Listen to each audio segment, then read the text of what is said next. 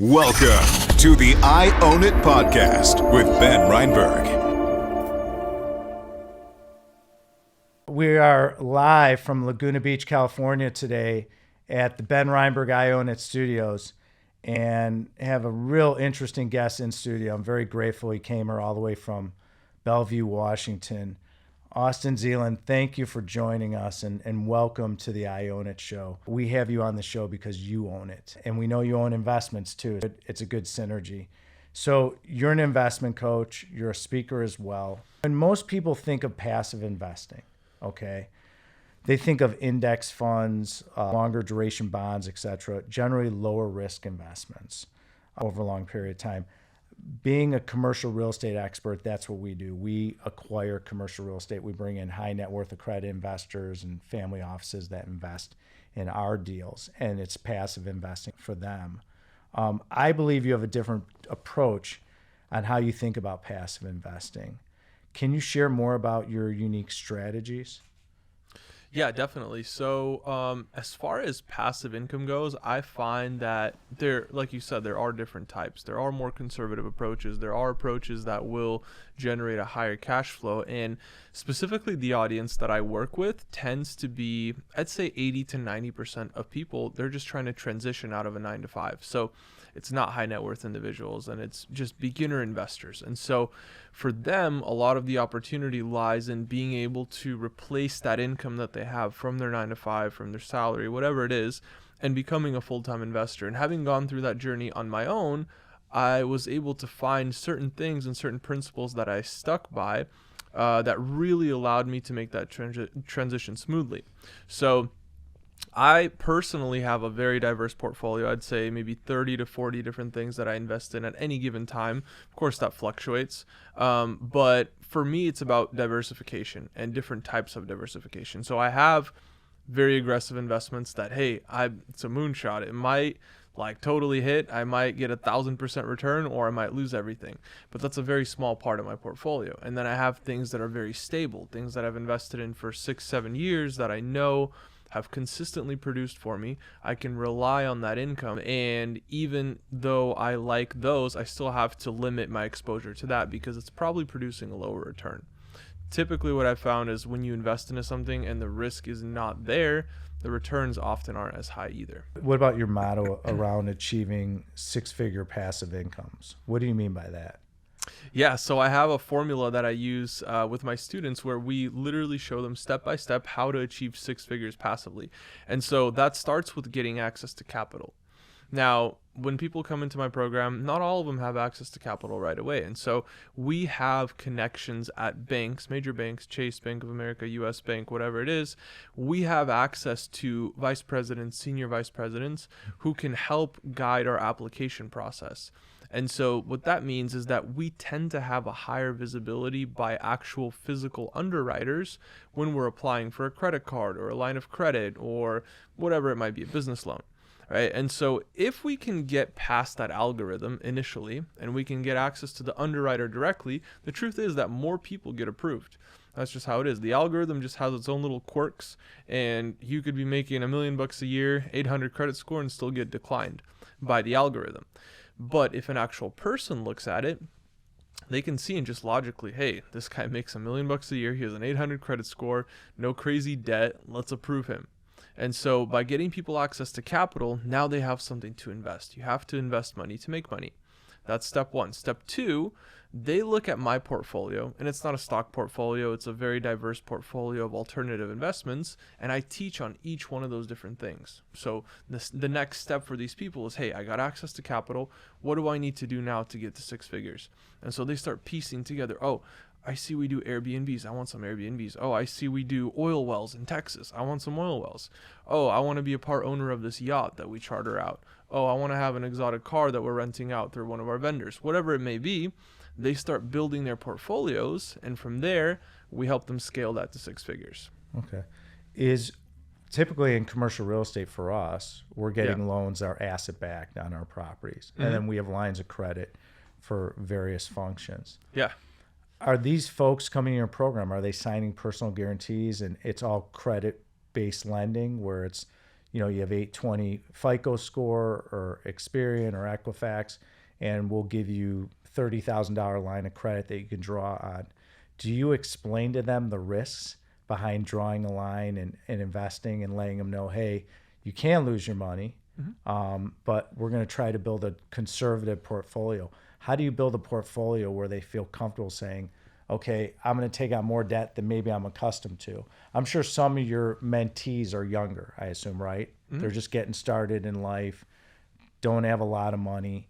How does that work for them? How do you build that trust and build that bridge? Because for us, with our investors, obviously we have 28 plus years of experience at Alliance Consolidated, my company, but it allows us to leverage because they know that it's a tangible asset they're investing in. So obviously with a newer investor, giving them that comfort level. Tell me about that challenge and how does that work?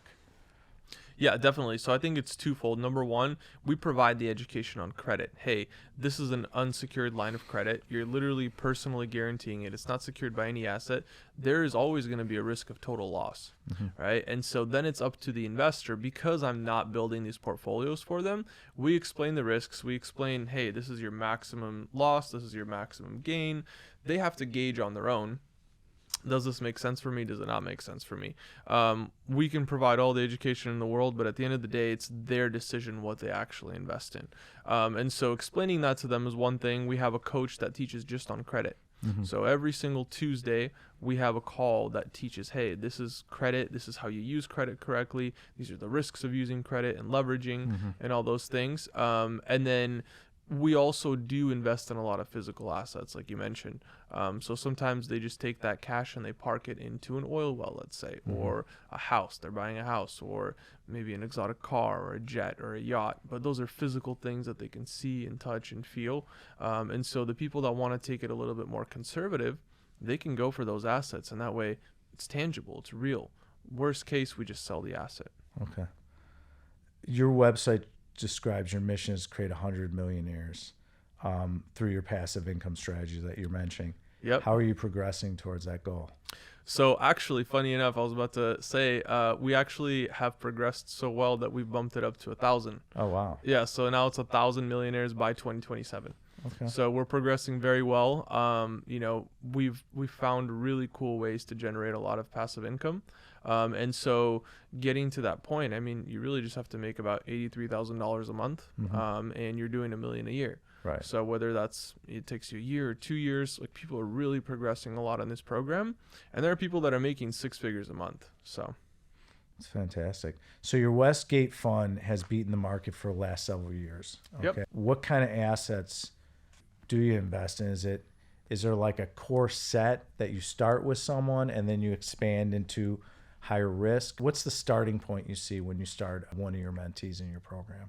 So whatever they decide on, really, they kind of pick their starting point. But what I've found is a lot of people really love my Forex trading software. Okay. So one of my first investments as an investor was a Forex trading software. And I started, I started trading, and then I created a software that trades automatically for people.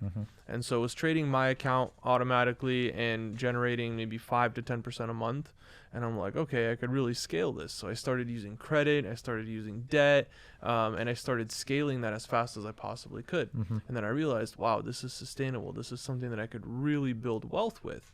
And so I find that a lot of people in my program also feel the same way. And I'd say the majority of them do tend to use that software as well. Okay. Does Westgate have D2C and B2B model? Because I noticed your clients include companies like Microsoft, Expedia, Google, Amazon, T-Mobile. How is it that you work with big enterprises? Yeah, in 2 different ways. So we have a lot of clients from those companies, like they work there or used to work there, and then they become our investors. So we have special offers for some of these companies, not all of them, but sometimes we have a special offer for their employees where we can help them basically use the income that they're making to generate passive income. Got it. So in that capacity, mostly. We don't really have like an enterprise offer, but I have done coaching and like education for some of those companies. So instead of enterprise, it's more direct client relationships. Yeah. Okay. Exactly. So it's similar to like our funds where we go directly to a credit investor. You're going directly to a client and they could work at one of these larger corporations that have capital. Is it more for them that they're just relying on you and you're investing the capital for them? Or are they picking and choosing? Are they saying, here's $1 million, go invest it for me, and you're producing the results? How does that work? No, I'm not a money manager. Okay. So I don't have access to the capital. I don't control the capital at all. It's purely educational. Okay. I teach them exactly the steps that I take. I let them see my portfolio. Like right now, hey, I'm basically investing, instead of here, I'm moving my investments into this. Hey, for crypto, I'm kind of holding off on a little bit. I want to see what's going to happen with crypto. I don't want to make any major decisions. Cool. In real estate, this is what I'm doing. In exotic cars, this is what I'm doing. So every sector kind of ebbs and flows in its own way. Okay. And so me providing that education often gives them the confidence, like, hey, Austin is doing this. Maybe I should look at this, or maybe this is like in confluence with my own analysis, and I can see that, hey, I wanted to do this and Austin's doing it too, so now I'm more confident to do it. Okay. So in commercial real estate, we do a lot of teaching and educating about the market, financial literacy, what the risks are, vacancy rates, market rates, type of construction. We really get deep with our investors. You talk a lot about how bad financial literacy is in our country, and I agree with you. Okay, it's something that I feel needs to be taught to as many people as possible. And you seem to have a unique approach to financial education. Share more about your approach to teaching these topics and what makes you unique versus other tools like NerdWallet and Experian, etc. Like what separates you? Yeah, I think that for me, I think I come from a more personal approach because it's, hey, this is something that I've done personally. I was consulting at Microsoft, and this is how I made the transition. And a lot of people can relate to that because a lot of these people are working a 9 to 5, and hey, these are the things that I had to learn before I became a successful investor. I had to learn about leverage and managing my own capital and understanding the economy and what does it mean that we're in a recession or we're not in a recession, a bull market, bear market, all these different things, and also the psychology behind it. Because investing is actually very simple, but it's difficult because we have to understand the emotional and the psychological side behind it. Markets are all emotion based for the most part. And so if we can understand what's driving the market, is it fear, is it greed, what exactly is moving the market right now, we can have a much better idea on what we want to invest into. And so I provide education on that aspect of it, having an investor's mindset, being confident, understanding when to enter an investment, when to get out of an investment, and not being emotional about it. And also just basic financial aspects, financial literacy aspects like leverage and debt and using that correctly. Are these long-term hold positions, or are you getting in and out of these investments within a year, 6 months? How does it work normally for you? Yeah, so there's multiple. Some of them we invest in, we never intend to sell them. So sometimes we just buy the asset and we want to hold that forever. We never want to get rid of it. But some of them are quicker. Like one of the investment opportunities that we do in the program is watch trading. So we literally have a person that trades watches, and he can do 20 to 40% a month, but those are quick flips. Right. So we allocate a certain amount of capital. He has a whole system for it. He finds the watches, he buys them under market, he negotiates them, he sells them at a higher amount, makes 20 to 40%, and then he gets his own profit split for it. Got it. So stuff like that is super quick. It could be 1 week, could be 2 weeks, could be maybe a couple months. But then we have things that we invest in, like houses and apartment buildings, and we hold them for a very long time. Got it. What are your thoughts around dollar cost averaging? Into what? Well, the practice of investing a fixed dollar amount on a regular basis, regardless of the share price, it's a good way to develop disciplined investing habit, right? And so to be more efficient in how you invest and potentially lower your stress level, as well as your costs, at what cadence do you typically advise clients to allocate further funds toward passive investments? And it's congruent with what we do as my company in commercial real estate. It aligns similar, and I wanted to ask you that. Explain to me what the cadence is that you advise clients. Yeah, so I can't technically advise a timeline, but me personally, what I do is I look at, hey, is this investment so volatile that price could really change every day?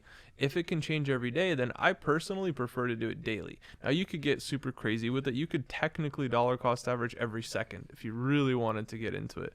Now, I think daily is enough for my own portfolio. I think anything more than that, the admin is just going to get a little too difficult. But some people do weekly. You know, they're like, hey, I'm going to buy, let's say, Bitcoin. Every week, I'm going to buy $10,000 worth of Bitcoin, you know, and just dollar cost average into it, which is good. You could do it monthly. You could do it annually. But the only thing, like, for the math to work out behind it, for dollar cost averaging to truly work, you have to have two constants, and that's time and the amount that you're purchasing. Because if you change one of those, that's going to mess up everything. It's not going to work in your favor. It could, but it's probably not going to.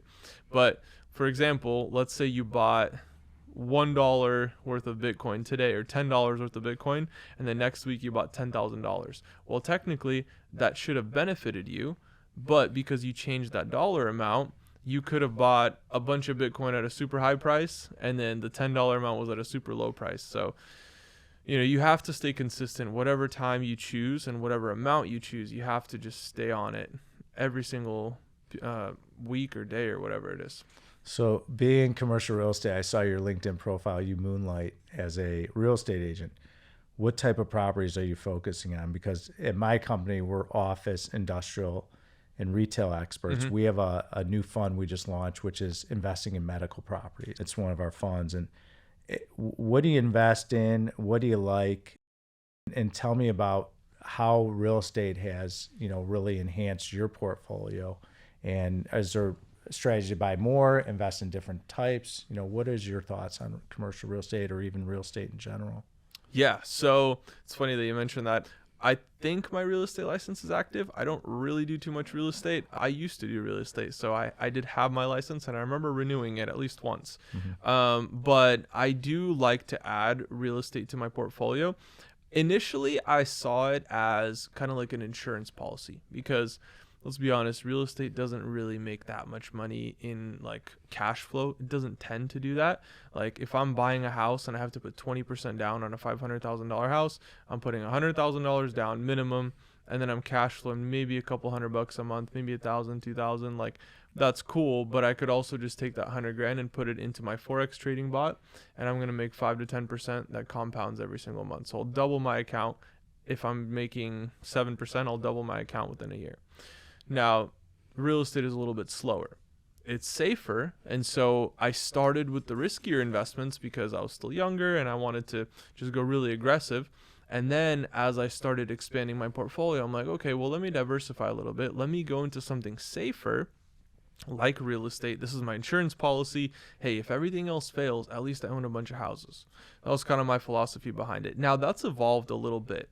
And I think it's mostly because of how the market has shifted. But now my top priority in real estate, and I actually just did a coaching call on it, is multifamily. I think there's so much opportunity in multifamily, especially because of what's happening in the economy right now. Adjustable rate mortgages, different things are going to happen where rates are going to adjust, payments are going to change. A lot of people are going to be upside down on their payments, and that's going to create a lot of opportunity over the next 6 to 18 months for investors to get into real Class A properties where they can generate a lot of wealth.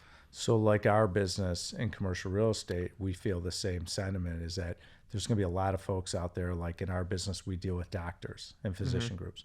We feel it's going to be very challenging to refinance because the cost of capital has skyrocketed compared to where it was.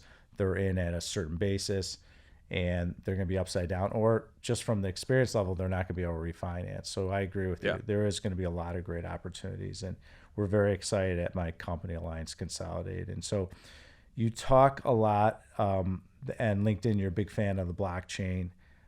You've invested a lot in this space.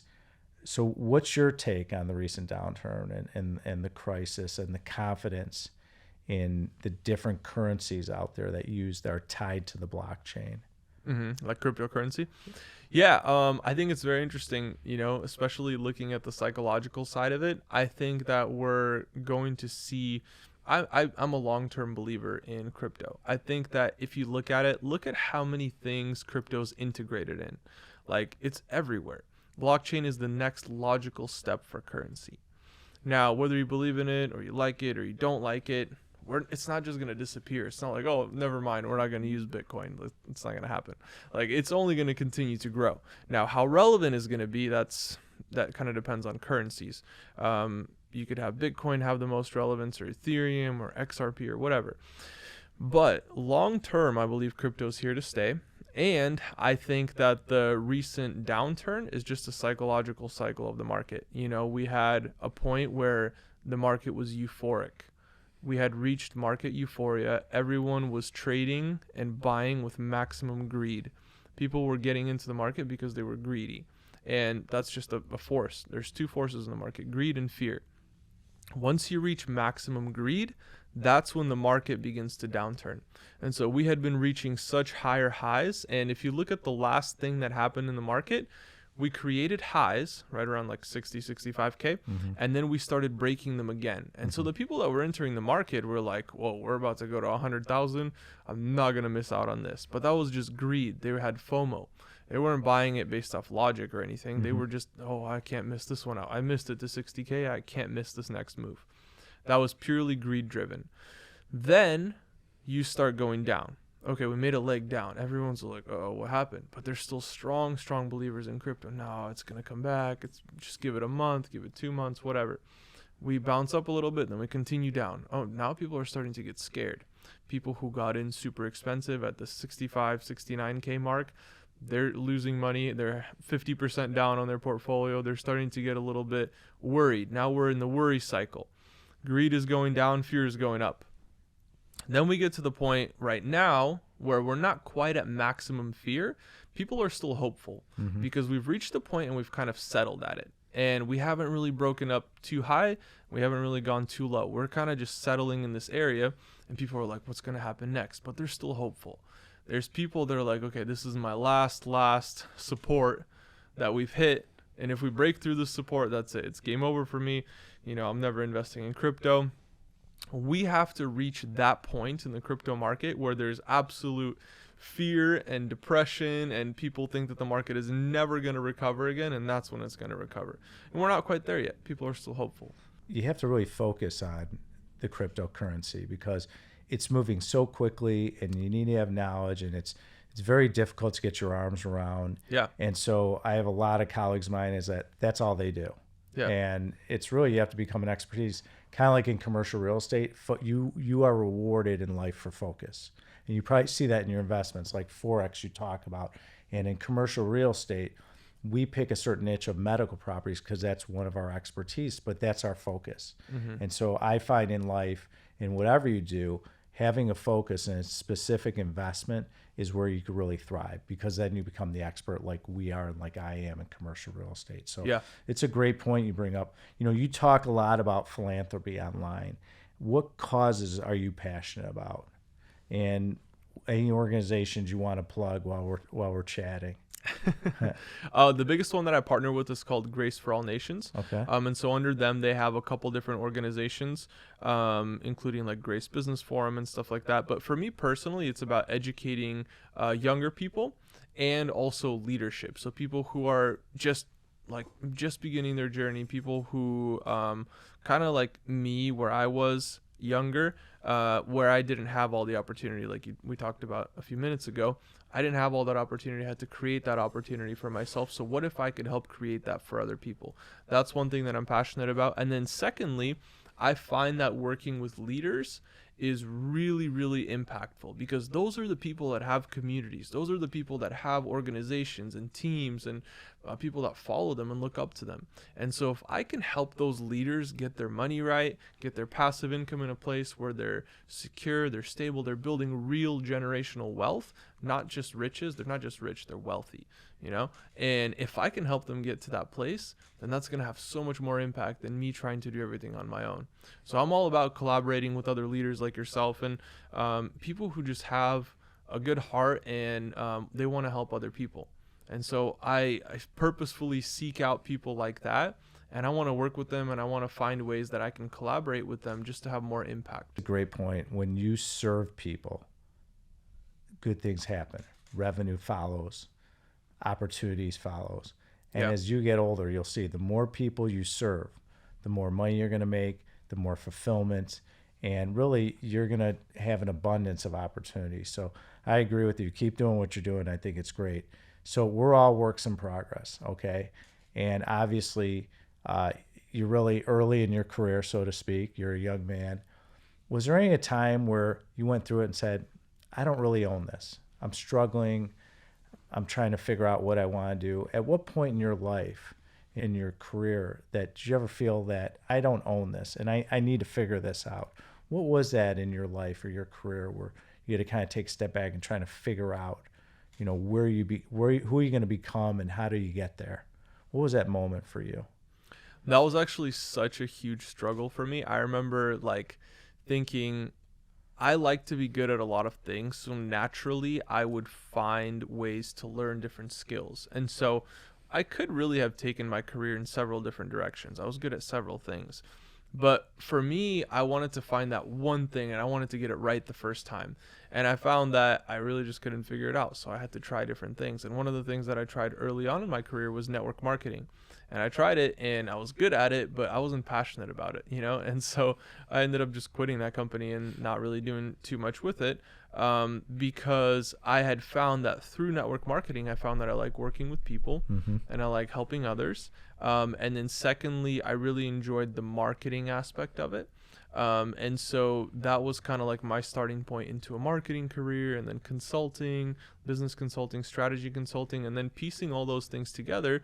That's kind of what brought me to where I am today, where I started working on those people skills and speaking and doing all these different things and becoming better, because I realized that communication, whether it's marketing or working with people, that's the key to impact. If you're a bad communicator, you could have the best heart in the world, but if you don't have good communication skills, you can't communicate effectively to have impact. You can only have impact through communication. And there's a saying, one of my mentors says, communication equals wealth. And it's the truth. Yeah. Well, we're going to wrap up. Okay. And it was great having you in studio. It was really a pleasure. I appreciate you coming to Laguna Beach. Thank you for having me. Our first question is, we usually have a couch in studio. We took it out for this. And I lied you on the couch and I said, okay, go back to when you were 16 years old. And now that you've been in business and you've had success and you're speaking and you're coaching and teaching people, what did you learn so far that you could tell your younger self of some advice you could offer yourself if you could roll back time and speak to yourself? What would that be? Yeah, number two, or two things. Number one, I would say that taking more risks than I thought I should would help me a ton, because you always think you can achieve like X amount, but if you literally just multiply that times 10, you'll achieve way more. Because I find that it's the same amount of effort to do, like, let's say $100 million deal as it is to do a $10 million deal. Right. And they're in parallel planes. 10 million is down here, 100 million is up here, a billion is up here. So just based on your belief level, you're going to get to one of these planes and you're going to have to make the same progress. You're going to have to do the same exact things. They're just more zeros. So whether that's financial or whether it's just impact based, they're equal. The amount of effort is equal. It just, what is your belief level? That's number one. So taking more risk and taking those things that I think were impossible or thought were impossible and doing them, because if you work hard and you focus, like you said, it ends up working out. And then secondly, hiring mentors earlier on. That's a huge thing in my career, because I don't know everything. And if I wanted to get into commercial real estate, I would hire somebody like you. Hey, coach me one-on-one, because you have over 20 years of experience and you could literally put me ahead 10 years in commercial real estate in the course of like 90 days or 6 months. I could just work with you one-on-one for 6 months and I could get 10 years ahead in my career. And that's huge. It's a great point, because you elevate your game when you do that. You have a mentor, because they will offer you knowledge that could take you decades to inherit. So it's a great point. If you could hire a coach or a mentor, I definitely advise it. And it's a great point. I appreciate you bringing it up. So it's our last day on earth, God forbid. Okay. You and I are sitting down, we eat it, and it's our last meal together. Yeah. It's your choice. what are we eating and what are we drinking for our last meal? Well, I'm a huge fan of A5 Wagyu. Oh, wow. So it's going to be some A5 Wagyu, and it's Okay. going to be specifically olive Wagyu. Okay. Those are the Wagyu that is That's fed right. olive patties. That's right. Super, super good. Uh-huh. As far as drink of choice, I would say just like a solid strawberry lemonade, Okay. but a little bit of a twist to it. So instead of all being strawberry lemonade, maybe like 20% Sprite. So it's Okay. got a little bit of fizz to it, but it's a solid strawberry lemonade, some fresh strawberries in there. I think that's it. All right. Sounds good. So you see in our studio, we have a grand piano, we have drums, we have electric guitars behind me. Yeah. If you can invite any musician or band into the studio with us right now, and they could be living or deceased, who is coming in to play us a song? It's your choice. It's a very interesting question. I'd have to think about that. Maybe like Elton John. Okay. That would be great. He could play the piano. That'd be fantastic. Good choice. Good choice. What is the best way to follow you and for our audience and the folks out there in the ether to be able to engage with you? Is it a website? Yeah. Tell the fans out there, like, how do they engage with you and learn about you and learn about your coaching program and what you offer and how you can serve others and benefit them? Yeah, so I treat my Instagram as my landing page. So my Instagram is just my name, Austin Zelan. That's probably the easiest way. A lot of my content is posted on there. I do also have a website, investwithaustin.com. So that has like a video and some more information on there. But I'd say most of the content is just on Instagram. All my travels, what I love to do is actually document my investment due diligence. So whenever I have a new investment that I've been like keeping secret for a while and investing in it and just seeing how it works for me personally, I'll go out and I'll fly out and meet the owners and do my due diligence live. I was just in Dubai last week for one of our investment opportunities. And I love to just document the whole process because, Right. Not a lot of people do that. And so for them, it's very interesting. Oh, he visited the office. Oh, this is endorsed by the Sheikh. Oh, whatever it is. So most of it ends up on Instagram. Great. Well, I want to thank you, Austin, for coming in. We appreciate it. If you are interested in learning more about me and following our show, click the like button, click the right-hand lower button, and kick subscribe. We'd love to have you continue to watch great episodes on the Ben Reinberg I Own It show. To learn more about me, go to benreinberg.com. And if you want to learn more about commercial real estate, starting in 2023, we'll be teaching from A to Z how to invest in commercial real estate. We're very excited to be able to offer you that product so you can learn how to become wealthy in commercial real estate. To learn more about my company, go to alliancecgc.com. Feel free to log on. We have great content on the website, and we have a brand new Alliance Medical Property Fund if you're interested in investing passively in our fund. Great returns, great properties involved. So Austin Zelan, thank you so much. And it was great seeing you, and thanks for coming out. Thank you for listening to the I Own It podcast with Ben Reinberg. To hear our past episodes and connect with Ben, visit benreinberg.com.